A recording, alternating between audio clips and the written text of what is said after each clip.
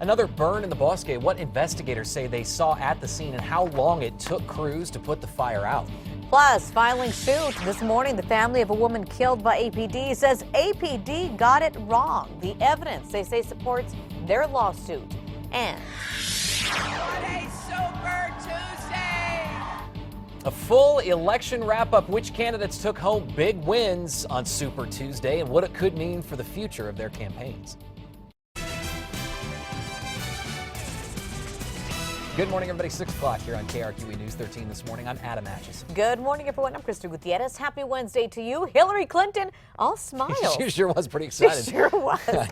You know who else is all smiles this morning? Our very own Kristen Curry. But it's not Tuesday, it's Wednesday, right? So today, what are we facing? I'm telling you, that is the best soundbite all morning, regardless of what side you stand on. You can't fake that kind of enthusiasm, right? Right. Let's exactly. see you try. It's Super Wednesday! I can't Very do it nice. as good as she does. That was but pretty good. Did you like that? Yeah. I need to come up Are with you a awake W now? word to replace that, though. I know. Windy Wednesday. There we go. Yeah, because we do have some strong winds in the forecast this afternoon. Wanted to start with some metro occurrences. Temps this morning, not that bad, 43. It is warmer than yesterday morning, but the winds out of the west about 3 miles per hour right now, those will certainly start to strengthen as we get towards about lunchtime.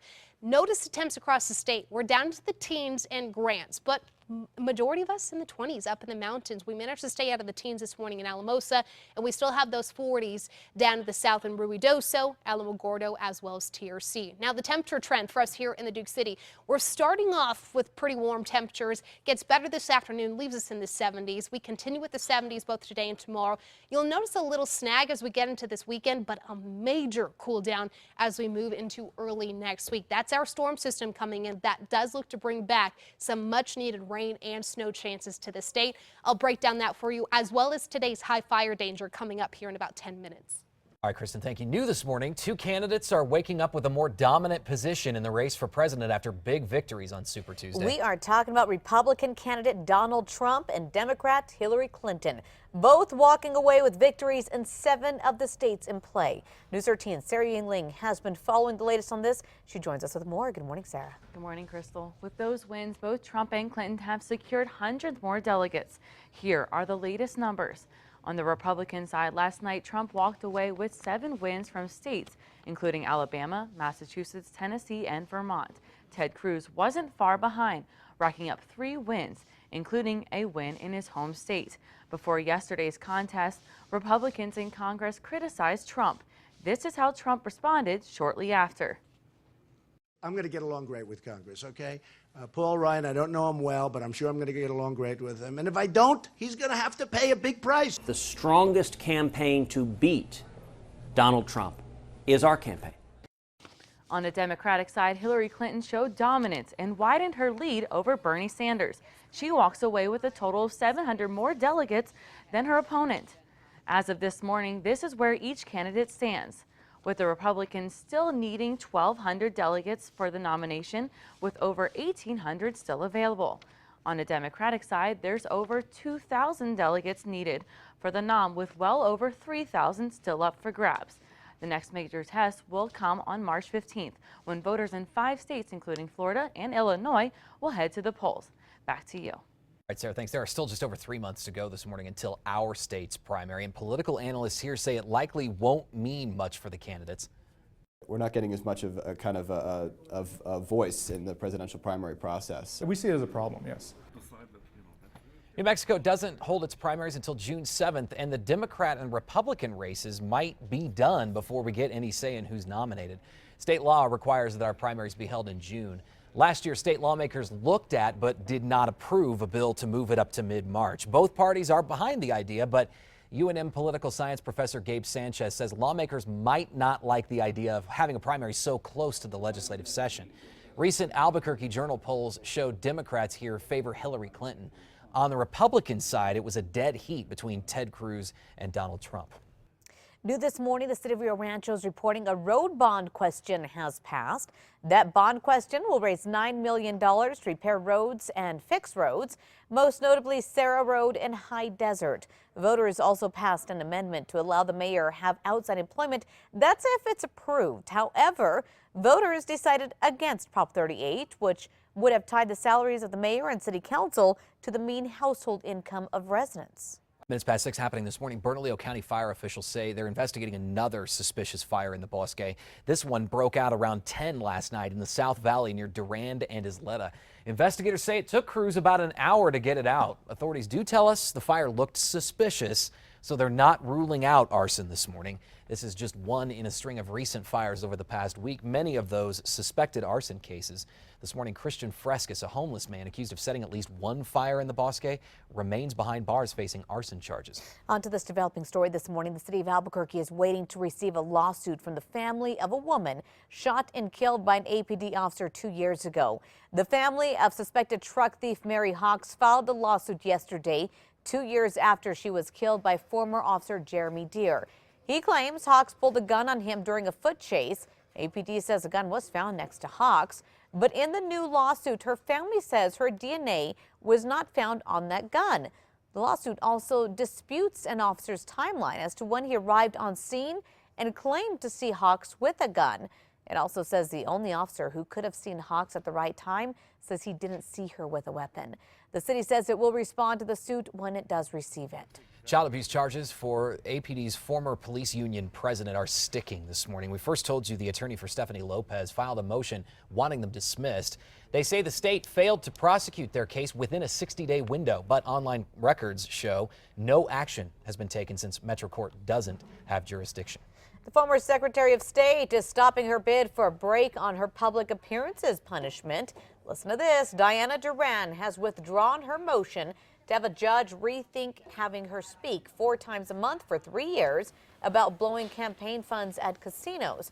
Her attorney argued that it was basically public shaming and claimed Duran was getting death threats. A law targeting repeat DWI offenders is set to go into effect this July. Governor Martinez signed the measure yesterday. Starting July 1st, the measure takes a second-degree felony to be convicted of 8 or more DWIs. It makes it a second-degree felony. The mandatory sentence for drunk drivers will be 10 years behind bars instead of just 2. The bill also increases penalties for vehicular homicide while under the influence. On to news happening right now. The family of 2 brothers killed in a DWI crash in Albuquerque is working to raise money for proper headstones. Robert and Sergio Mendez and their friend Grace Sinfield died last November when police say a drunk driver ran a red light under the Big Eye. Their friend Gabriel Aragon, who saw the brothers just hours before that crash, wants to help their family out.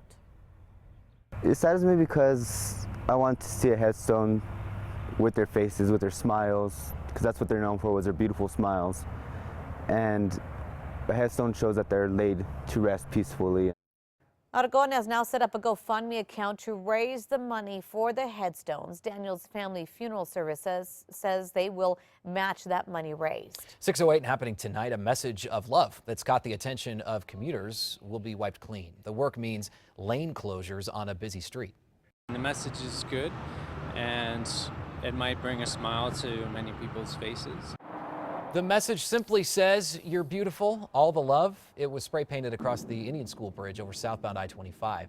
APD got a call about the tagging at 4 a.m. on Saturday, but they weren't able to catch the vandals. The cleanup will mean lane closures starting tonight at 10 p.m. I like the message. It's nice to be able to see something different, you know. Yeah, when it it's comes to not graffiti. that beautiful up there, but I like Right. the message behind You it. can't do it, right? Maybe just smile and share the love in a different way. A Nebraska boy is lucky to be alive this morning after a truck crash right into his bedroom. Yeah, get this, an argument between that boy that he won with his mother is what the family is crediting with saving his life. The vehicle rammed into the boy's bedroom just hours after he moved his bed across the room. Jeffrey's mom says he's constantly rearranging his room, and she told him to leave it for a few days. He didn't listen, though. Hours after moving his bed, this truck slammed right into the house, coming right into the bedroom where his bed used to be. The driver's been charged with DWI, while Jeffrey says he's just happy to be alive this morning. And he has a story to tell. Say, you know what, Mom? I was right. Yeah, it's sure close call, and it's good for him. Exactly. How often do you get to tell your mom that? Right, exactly. How often do you get to correct your parents? Exactly. A Super Tuesday to remember who dominated and what it means for the race to the White House this morning. That's coming up. And I'm absolutely shocked by this. A baby's death sending shockwaves this morning. Who police say is responsible and the injuries they say they found on the boy. Also. New this morning, video of a bus ride blow-up between a city bus driver and a rider. It's led to an investigation. You decide who is at fault. Good morning, everyone. Welcome to KRQE News 13 this morning. I'm Krista Gutierrez. And I'm Adam Atchison. Wednesday, March 2nd. It's good to have you with us as we've reached the middle of the week together. Okay, so we need to look at the forecast this morning. We sure do. Kristen Curry is tracking the latest. Kristen, what do you got for us? I got more wind, Oh, unfortunately. okay, we're going to skip you. I mean, warmer temps? Okay. That's good. Yeah, we'll take that. We'll take that. Jeez, Go ahead. so hard to please. I know. Tough crowd. All right, guys, let's go ahead and first start with a look at those national numbers out there. When it comes to how we stack up to everybody else, at least we're not as cold as those up in International Falls, 12 below this morning, even Minneapolis down to the teens. So 40s don't look too bad here in Albuquerque and down in Las Cruces. We actually have a lot of 40s on the map as you get further to the south in Alamogordo, TRC, Socorro now down to 37, but most of us to the north even in the 20s. So not very many teens on the map here in New Mexico, but when it comes to the afternoon numbers, you're going to like what we have in store today. 70s here in Albuquerque. Those 70s continue, but you'll notice when it comes to that temp trend, we're looking at a major cool down with the possibility of rain and snow by early next week. I'll break down today's forecast, including where we expect that high fire danger coming up in about 15 minutes. New this morning, a driver for ABQ Ride will soon learn her fate with the city. This after something that happened aboard her bus. And the other major player in all of this, the same man who made news trying to claim asylum in Canada, is insisting it was too dangerous to be black in America. News 13's Catherine Mazzone has video of what happened.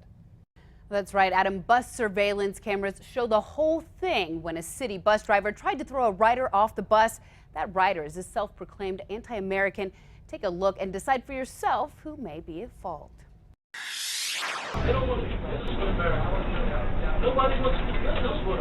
It was early February.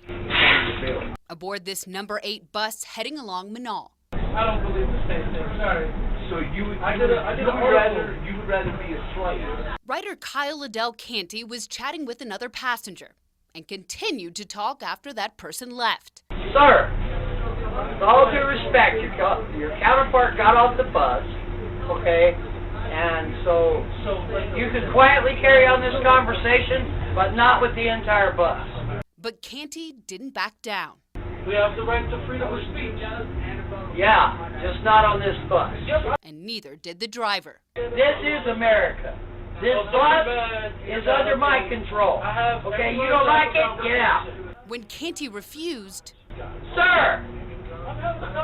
Good, then you can have it on the sidewalk. Finally, this bus driver seemed to have had enough. I quit. I was just thinking this driver has a mental issue. That's when Canty started recording video on his cell phone. The driver didn't leave. Nobody wants to. The other gentleman stepped off. This gentleman stepped off. That gentleman stepped off. You don't run me. You don't tell me what to do. She tried contacting headquarters. 627 base. But moments later, Out of my bus! Out of my bus! Out of my bus! Don't put your feet on me ever again. If you put your feet on me again, I'm pressing charges. Don't ever put your feet on me. You put your feet on me again, I'm gonna press that. ABQ Ride's Rick DeReyes saw the video too. He says he can't say much about the investigation, but did tell us this.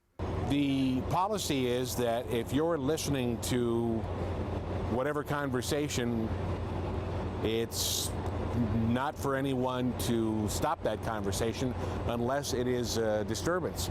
DeReyes says a disturbance is anything that prevents the driver from safely operating the bus. A threat to the passengers, a threat to the driver. And in this instance, from what we saw, didn't appear to be a disturbance. Now, the video also shows passengers come forward at the end of the ride at the driver's request to act as witnesses on her behalf. For Canty's full cell phone video and the photo he says is proof of what happened, just visit our website at KRQE.com. Back to you. Okay, Thanks, Catherine. The APQ ride did send a letter of investigation to the driver. She'll have an opportunity to make her case in a predetermination hearing in front of managers and peers. The city says these sorts of things happen, but it's a tiny percentage compared to the millions of miles that drivers cover every year. On to this morning, Donald Trump inches closer to winning his party's presidential nomination after sweeping victories on Super Tuesday. Trump is now on his way to becoming its presumptive nominee. He's now shifting his focus to the general election. Also taking home some wins Tuesday, Republican Senator Ted Cruz with victories in his home state of Texas and in neighboring Oklahoma. Meanwhile, Marco Rubio lost primaries or caucuses in at least 9 states, but did grab a win in Minnesota. Trump's wins are stoking fear in the Republican Party this morning.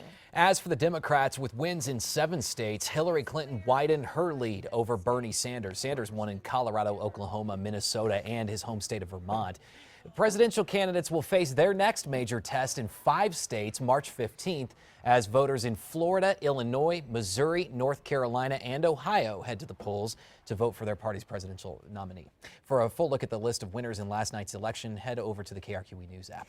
On to news happening this morning. Supporters of the family of a child allegedly killed by his mother's boyfriend are preparing a vigil for the boy tomorrow night.